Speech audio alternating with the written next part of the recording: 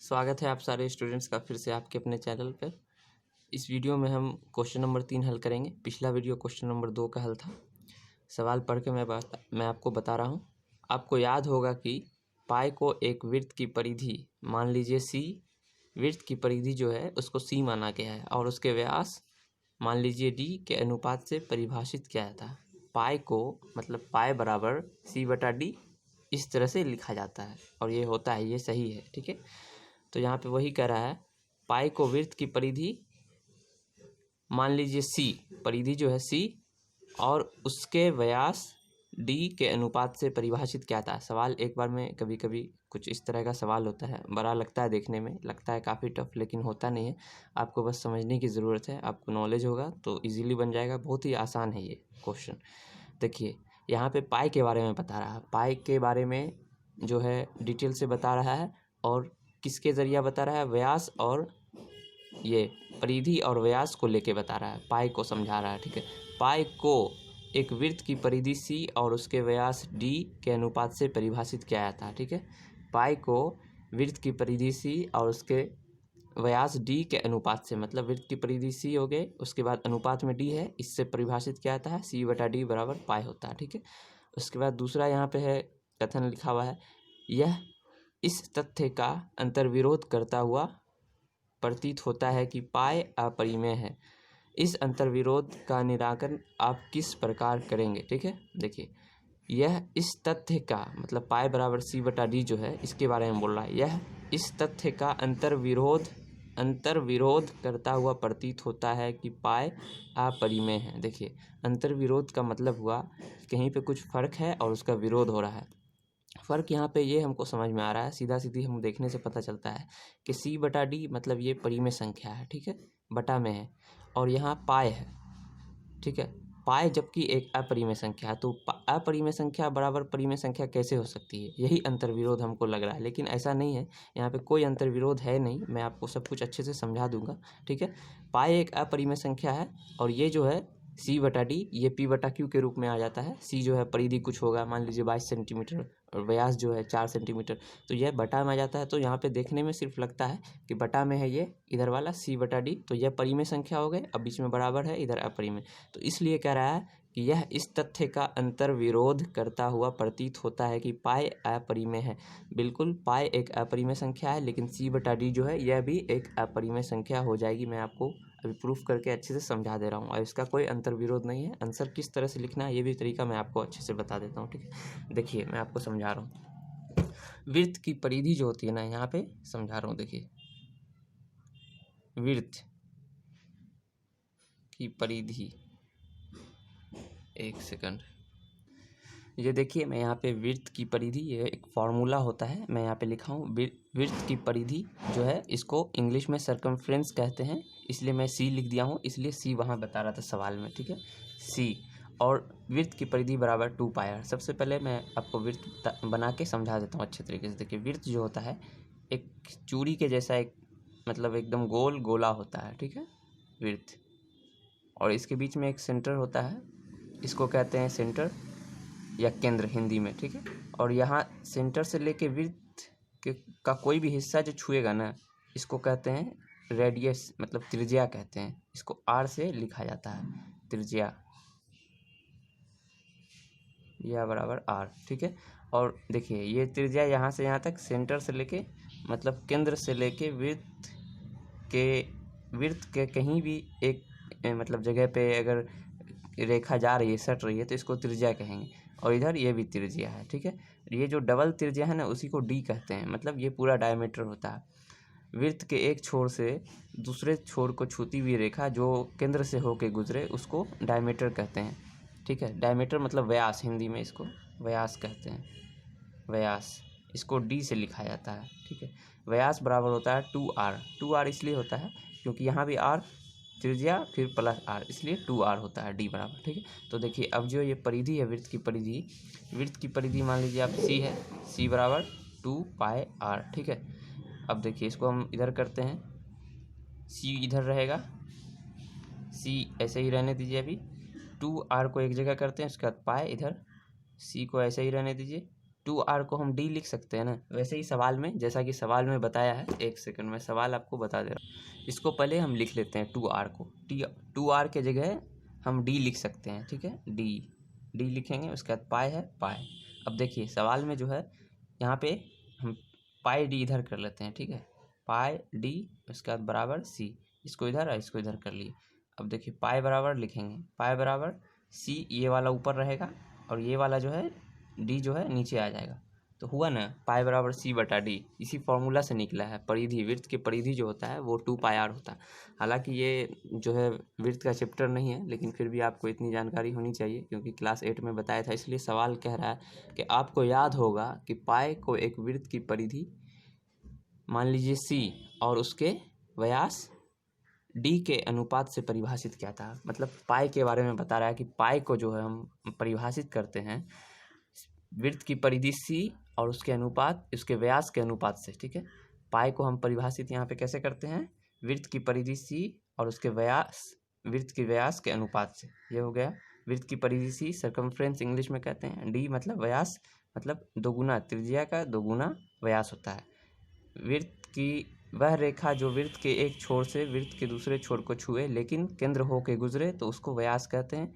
और केंद्र से वृत्त के किसी एक भाग पे गई हुई रेखा को त्रिज्या कहते हैं, ठीक है। वृत्त के किसी भी भाग का, ये भी त्रिज्या हुई, यहाँ से यहाँ ये भी त्रिज्या, इसको आर कहते हैं, इंग्लिश में रेडियस कहते हैं, ठीक है। तो वृत्त की परिधि ये ध्यान में रखिएगा, वृत्त की परिधि बराबर 2πr होता है। तो यहाँ पे यही है सवाल के, यहाँ पे कह रहा है सवाल ये है यहाँ पे कि यह इस तथ्य का अंतर्विरोध करता हुआ प्रतीत होता है कि पाई अपरिमेय है, ठीक है। देखिए अंतर्विरोध हमको लग रहा है, पहले हम देखेंगे तो अंतर्विरोध ही पता चलेगा, लेकिन असल में अंतर्विरोध यहाँ पे हो नहीं रहा है क्योंकि ये सही है, ये अपरिमेय है और ये भी इधर वाला अपरिमेय, जबकि ये बटा में है, ठीक है। यहाँ पे मान लीजिए परिधि अगर है कुछ भी, वृत्त की परिधि सी है, ये हो सकता है 22 होगा कुछ भी, और व्यास मान लीजिए आप 5 है, ठीक है। तो ये हो गया परिमेय संख्या, बटा में है चूँकि, तो परिमेय संख्या हो गया। लेकिन नहीं, ऐसा होता है वृत्त के चैप्टर में, क्या होता है जब हम माप लेते हैं, जब हम ये देखिए जैसे हम सपोज करते हैं कि 1 से 3 सेंटीमीटर लिए, ठीक है। तो एग्जैक्ट जो है, एग्जैक्ट पता नहीं चलता 3 सेंटीमीटर, हम लगभग एक सन्निकट मान लेते हैं, सन्निकट माप लेते हैं। स्केल से मापते हैं या किसी चीज़ से भी हम मापते हैं ना, जब तो यहाँ से यहाँ तक 3 सेंटीमीटर हम मापते हैं तो थोड़ा सा भी आगे या पीछे हो जाता है, मान लीजिए 3.1 3.2 कुछ भी आगे निकल जाता है, ठीक है ना। एग्जैक्ट मान नहीं निकल पाता है हाथ से जब भी हम मापते हैं। जब तक हम लेंस लगा के, जैसा कि पिछले क्वेश्चन में बताया था उत्तर आवर्धन हुआ था, लेंस लगा के पता चलता है कि कितना, मतलब डिटेल में हम अंदर जूम करके जाते तो कितना संख्या है, मतलब कितनी दूरी है पता चलती है उससे, लेंस से। तो स्केल से कभी भी हम मापते हैं ये सही नहीं होता है, एग्जैक्ट मतलब एक्यूरेट नहीं पता चल पाता है, ठीक है ना। तो कभी बढ़ जाता है आगे, कभी कम हो जाता है। देखिए जैसे कि यहाँ पे हम लिए 3 तक, हो सकता है 3.011 हो गया होगा, ठीक है। तो इस तरह से बढ़ता है। तो यहाँ पे जो भी संख्या होगी ना, मतलब कि मान लीजिए परिधि है या फिर व्यास है, तो ये एग्जैक्ट नहीं होता है, कुछ भी पॉइंट में होता है। तो ऐसी वाली संख्या जो होती है ना, जैसे पॉइंट में रहेगी संख्या, जैसे देखिए 3.1 2 3, मतलब ये सब अनंत तक चली जाती है, ये अपरिमेय होती है। तो ये अपरिमेय संख्या, और फिर व्यास भी मान लीजिए अगर 4 सेंटीमीटर का है तो 4.112 इस तरह से कुछ रहेगा, तो यह अपरिमेय संख्या हो गई। अब पाए जबकि एक अपरिमेय संख्या है ही, तो इसलिए बीच में बराबर है, यह सही है, यहाँ पे अंतर्विरोध नहीं है, ठीक है। इसको हम एक बार और आपको अच्छे तरीके से बता देते हैं।